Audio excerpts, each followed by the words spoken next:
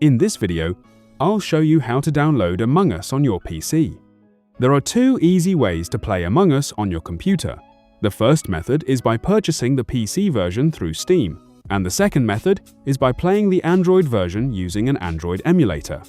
For the first method, open the Steam app or visit the Steam website and sign in to your account. Use the search bar to search for Among Us, then open the game's store page.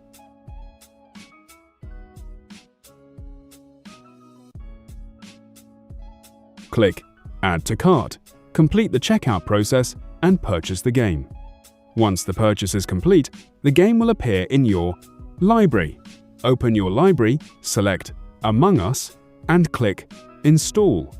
After the installation finishes, you can launch the game and start playing. For the second method, open your web browser and search for BlueStacks. Download the latest version of BlueStacks from its official website and install it on your PC. Once the game has been installed, you can open it directly from BlueStacks and start playing on your PC. And that's how you can play Among Us on your PC.